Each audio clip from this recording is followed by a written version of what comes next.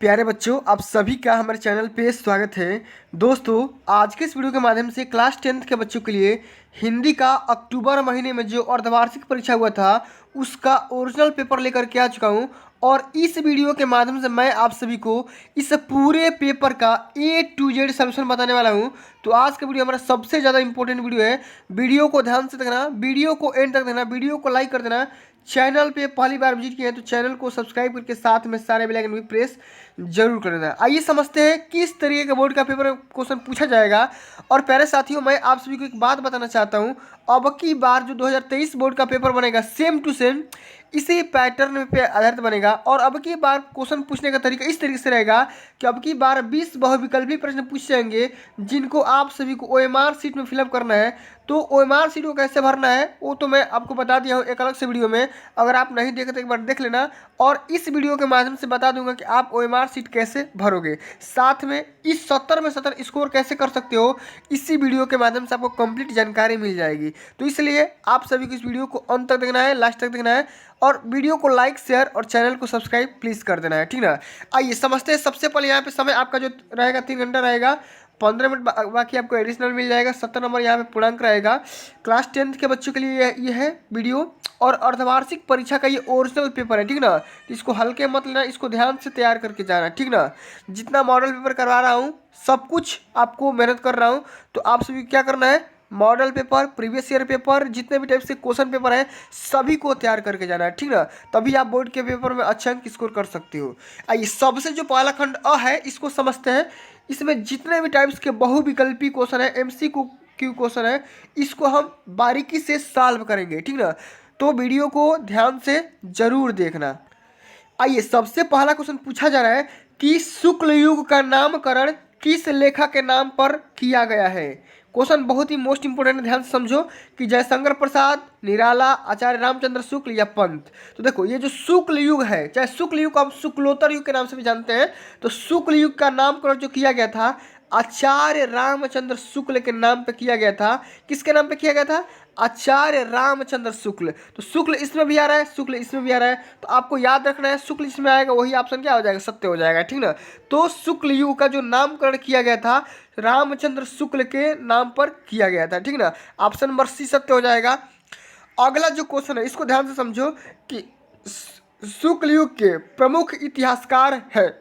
तो शुक्ल युग के प्रमुख इतिहासकार कौन से हो जाएंगे? नगेंद्र, प्रेमघन, बाबू गुलाब राय, इनमें से कोई नहीं। तो देखो जो बाबू गुलाब राय है ये हो जाएंगे शुक्ल युग के प्रमुख इतिहासकार, ठीक है। यहाँ पे इतिहासकार बोल रहे हैं तो इतिहासकार में कौन आ जाएंगे? गुलाब राय आ जाएंगे। लेकिन अगर बोलेगा शुक्ल युग के कौन किसके नाम पर रखा गया है तो आचार्य रामचंद्र शुक्ल वाले ऑप्शन को टिक करिएगा। अगला जो क्वेश्चन पूछा गया है कि शुक्लोत्तर युग के प्रमुख नाटककार, अब नाटककार कौन हो जाएंगे? तो ये हो जाएंगे विष्णु प्रभाकर। ऑप्शन नंबर ग सत्य हो जाएगा, ये हो जाएंगे विष्णु प्रभाकर, ठीक ना। जितना बताते चल रहा हूँ सभी को नोट कर लेना है, तैयार कर लेना है, ये बोर्ड के पेपर के लिए अति महत्वपूर्ण क्वेश्चन होने वाले हैं, ठीक ना।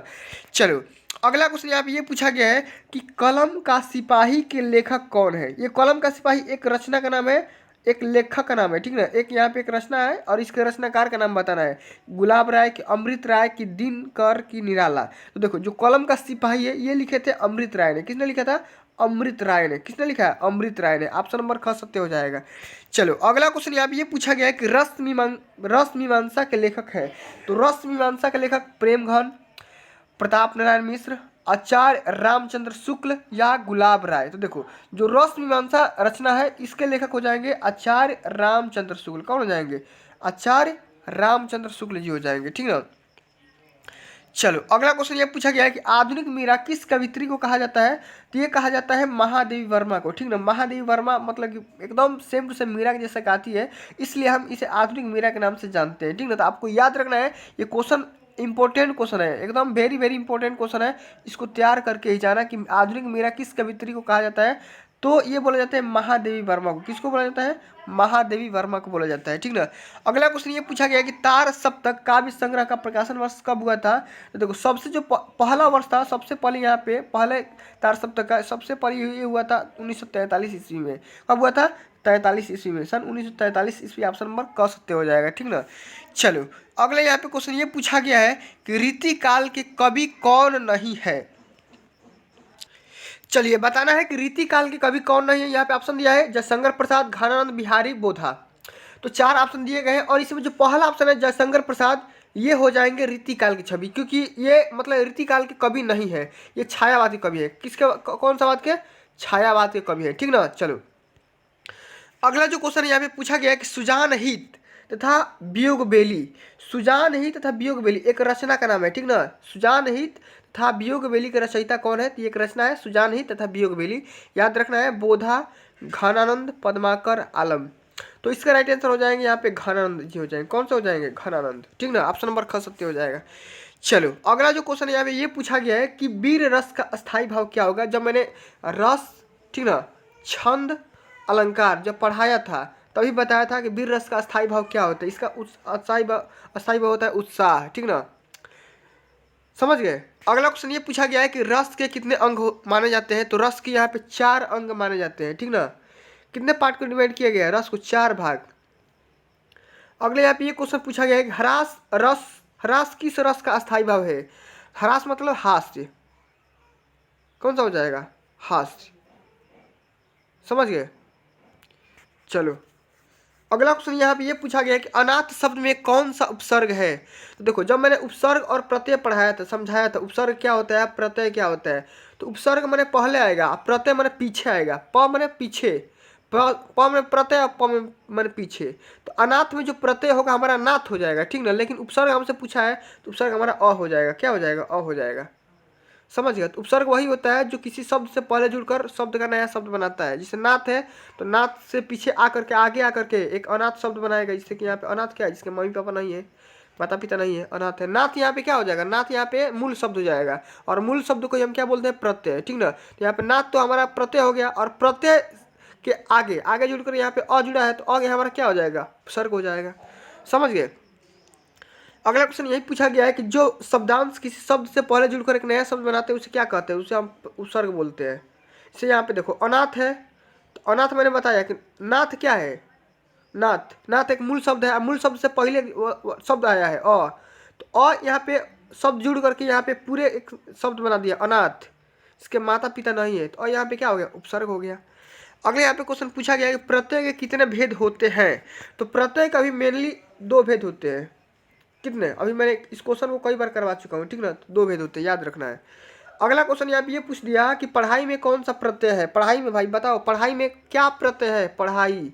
तो पढ़ाई में देखो जो अभी मैंने बताया जो प्रत्यय मैंने पीछे आएगा, लास्ट में आएगा। तो अढ़ाई क्या है? यहाँ पे आई आ गया। आई मिठाई, दवाई, खिलाई, पिलाई, जाई। समझ गए। तो आई, इसमें आई क्या हो गया? हमारा क्या हो गया? प्रत्यय हो गया। ऑप्शन नंबर क सत्य हो गया। चलो अगला क्वेश्चन यहाँ पे ये पूछा गया है कि एच प्रत्याहार के अंतर्गत कौन सा वर्ण नहीं आता है? ए ओ ए सभी आता है लेकिन ह नहीं आता है। ऑप्शन नंबर घ सत्य हो जाएगा। चलो अगला क्वेश्चन यहाँ पे ये पूछ दिया कि स्वागत में संधि विच्छेद क्या होगा? स्वागत का बताना है कि भाई संधि विच्छेद क्या होगा। स्वागत का पूछ दिया चाहे स्वागतम का पूछ दिया, दोनों का एक ही होगा। स्वागत का हो जाएगा सुधन आगत, सुधन आगत। और स्वागतम का क्या हो जाएगा? सुधन आगतम, सुधन आगत हो जाएगा। क्या हो जाएगा? ऑप्शन नंबर ख सत्य हो जाएगा। ठीक ना। चलो अगला क्वेश्चन यहाँ ये बोल दिया कि यद्यपि, यद्यपि में भाई बताओ कौन सा संधि है? यद्यपि में यण संधि है। कौन सा संधि? यण संधि। याद रखना है सभी प्यारे बच्चों को। यद्यपि में कौन सा संधि है प्यारे बच्चों? यण संधि है। इसको तैयार करके जाना क्योंकि बोर्ड के लिए अति महत्वपूर्ण क्वेश्चन है और बाद में पछताने लगोगे कि जब नहीं आएगा पेपर में। अब मैंने बताया रहूँगा, आप वीडियो नहीं देखे रहोगे तो नहीं आएगा तो फिर दिक्कत तो होगा ही भाई। ठीक ना।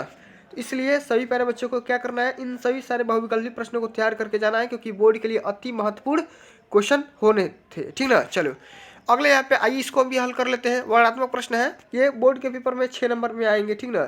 ये यहाँ पे गद्यांश दिया है, फिर दूसरा पद्यांश देगा। तो गद्यांश और पद्यांश बोर्ड के पेपर में हमेशा आते हैं 6-6 नंबर के लिए, तो तैयार करना है। चलो ठीक ना। चलो सबसे पहले पढ़ते हैं निम्नलिखित गद्यांशों में से किसी एक के नीचे दिए गए प्रश्नों को उत्तर देना है। सबसे पहले गद्यांश को पढ़ना है फिर इसके आंसर देना है। क्या बोला जा रहा है कि कुसंग का जोर सबसे भयानक होता है। यह केवल नीति और सद्वृत्ति का नाश नहीं करता बल्कि बुद्धि का भी क्षय करता है। किसी युवा पुरुष की संगति यदि बुरी होगी तो वह उसके पैरों में बंधी चक्की के समान होगी जो उसे दिन दिन अवनति के गड्ढे में गिराती जाएगी। यदि अच्छी होगी तो सहारा देने वाली सुदृढ़ बाहु के समान होगी, जो उसे निरंतर उन्नति की ओर उठाती रहेगी। तो देखो ये जो चैप्टर है, ये जो गद्यांश है, मित्रता वाले चैप्टर से लिया गया है। कौन सा? मित्रता वाले चैप्टर से। मतलब जैसा मित्र बनाओगे वैसा आपका व्यवहार होगा, जैसा साथी आप बनाओगे वैसा आपका व्यवहार होगा, जिस संगति में रहोगे वैसा आपका बिहेव होगा, ठीक ना। तो ये जो सबसे पहले तो आप सभी को पैसेज पहचानना है कि पैसेज किस चैप्टर का है। तो यह है मित्रता वाले चैप्टर का। अब यहाँ पे सबसे पहला एक क्वेश्चन पूछेगा कि इस गद्यांश का संदर्भ लिखिए। तो संदर्भ में हम लिखते हैं सबसे पहले पाठ का नाम। तो पाठ का नाम क्या हो गया? मित्रता। अब इसे हम लिखते हैं लेखक का नाम। तो लेखक का नाम क्या हो जाएगा? सभी प्यारे बच्चों को पता है कि लेखक का नाम हो जाएगा हमारा आचार्य रामचंद्र शुक्ल। कौन हो जाएंगे? आचार्य रामचंद्र शुक्ल। तो लेखक का नाम भी लिख देना यहाँ पे आचार्य रामचंद्र शुक्ल, ठीक ना, इस तरीके से। तो गद्यांश तो हो गया, गद्यांश का संदर्भ तो हो गया। संदर्भ में पाठ का नाम लिखते हैं, लेखक का नाम लिखते हैं। तो संदर्भ तो हमारा हो गया। अब बोल रहा है कि रेखांकित अंश का व्याख्या करो। तो रेखांकित अंश इसमें दिया नहीं है, लेकिन आप यहाँ पे बना लो यहाँ से यहाँ तक।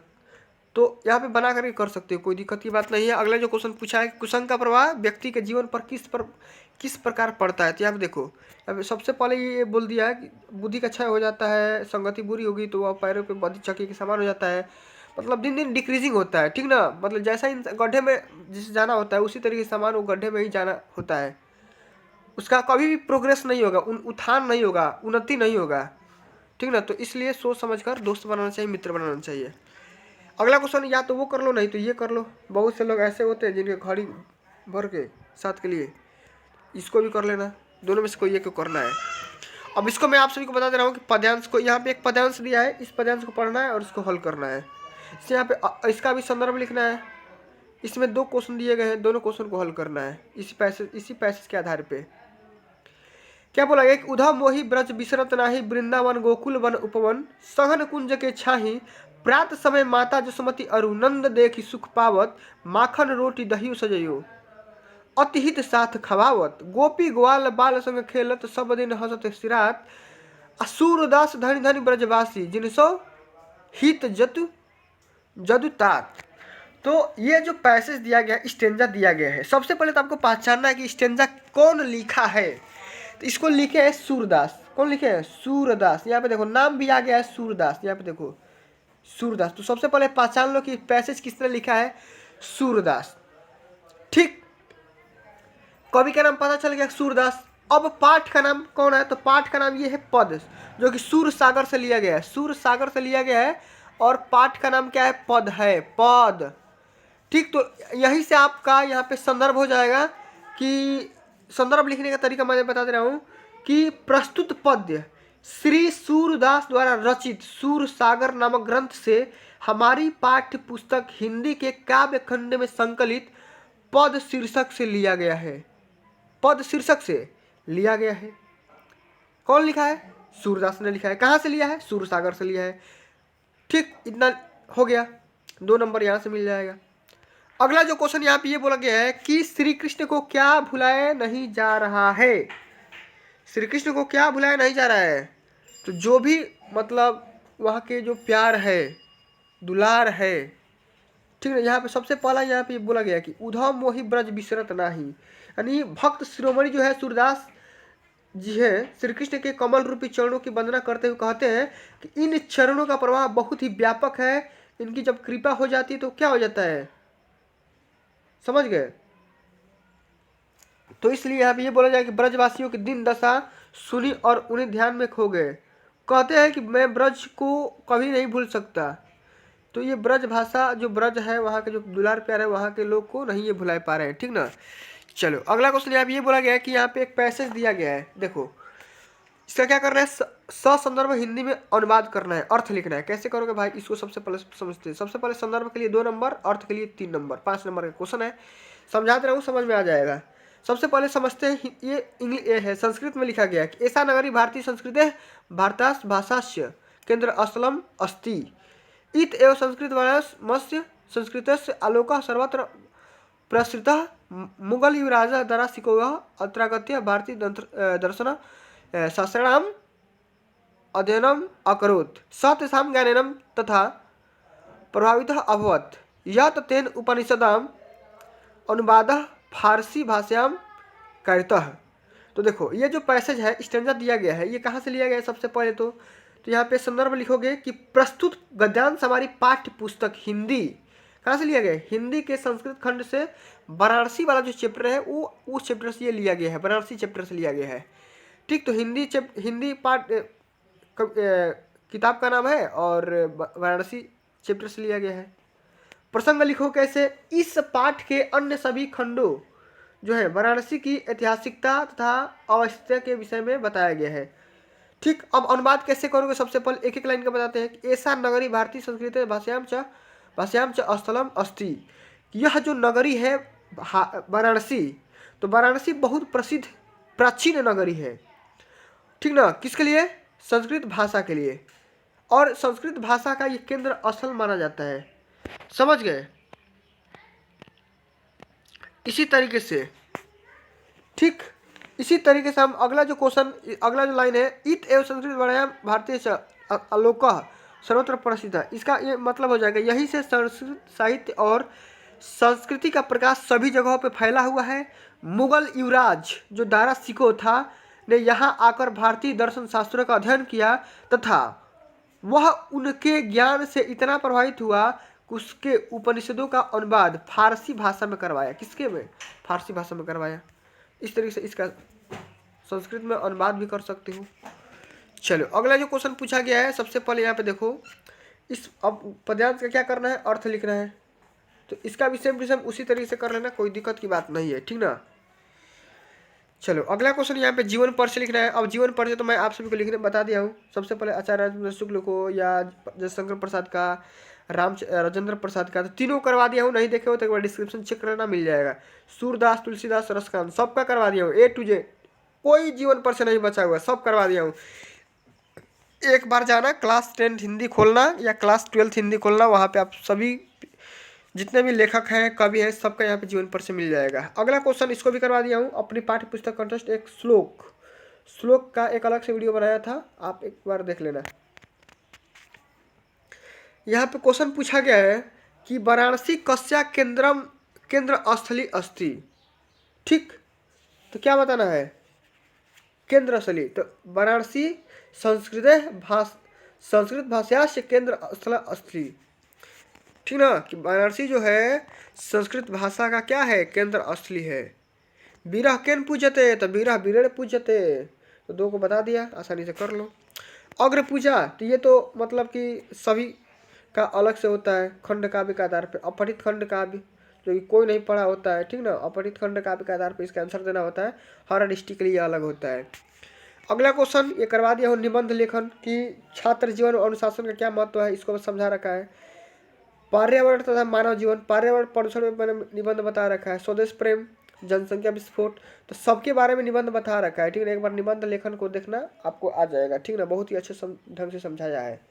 तो फ्रेंड्स आज के लिए बस इतना ही। अगर ये वीडियो आप सभी को अच्छी लगी होगी, हेल्पफुल लगी होगी, तो वीडियो को लाइक करना और ज़्यादा से ज़्यादा इस वीडियो को शेयर करना। अभी तक आपने मेरे चैनल को सब्सक्राइब नहीं किए हैं तो सब्सक्राइब करके साथ में सारे बेल आइकन प्रेस कर लो। मिलते हैं अगली वीडियो में, तब तक के लिए जय हिंद, जय भारत, वंदे मातरम।